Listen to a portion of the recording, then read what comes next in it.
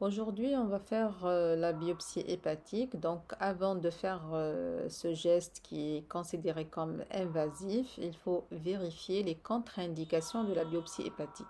Il faut avoir le bilan d'hémostase, donc le TP, TCA, la formule. Il faut avoir aussi une échographie hépatique afin d'éliminer les angiomes hépatiques qui sont une contre-indication formelle à la biopsie hépatique. Donc, le matériel nécessaire, on a besoin d'un matériel de désinfection, donc la bétadine, les compresses stériles, les gants stériles, un matériel ou un produit d'anesthésie, c'est la xylocaïne à 2%. On a besoin aussi du formol, donc un tube sec avec du formol pour mettre le fragment biopsique.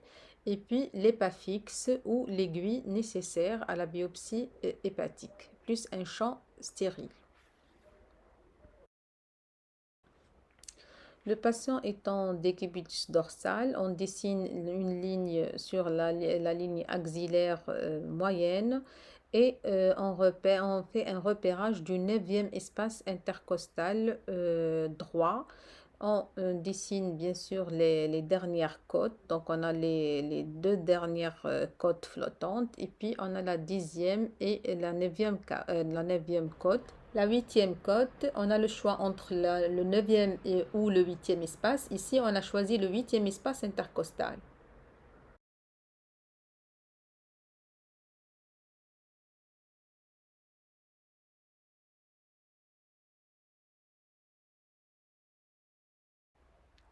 On fait une bonne désinfection du centre vers la périphérie par la bétadine et bien sûr des gants stériles et des compresses stériles.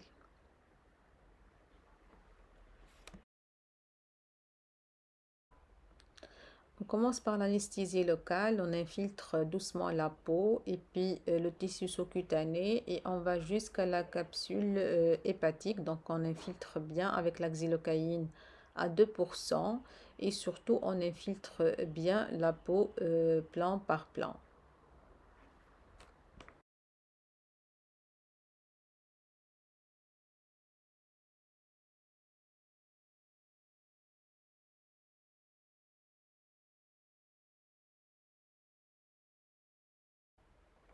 Pour préparer le kit de biopsie, donc on prend cette aiguille spéciale, c'est l'Epafix, qui est menu donc d'une aiguille spéciale avec un dispositif de sécurité.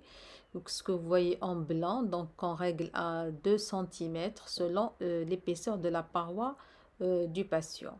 Donc on remplit, on prend 4 cc de sérum salé, comme vous le voyez. Et puis, nous aurons donc ce dispositif, ce que vous voyez en marron. Donc, c'est un dispositif autobloquant. Donc, on injecte, on peut vérifier est-ce que la seringue, elle est perméable. Donc, on fait sortir quelques gouttes et puis le dispositif est prêt.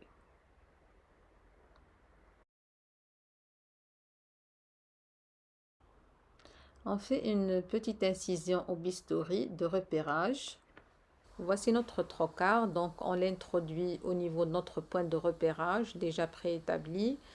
Donc on injecte au niveau de l'espace sous-cutané 2 cc de sérum salé, puis on effectue, donc on retire notre dispositif autobloquant, donc on le bloque, et puis on fait un mouvement d'entrée et de sortie. Notre trocard est orienté vers l'épaule gauche, donc il regarde l'épaule gauche. Voici notre fragment biopsique, mais dans le formol.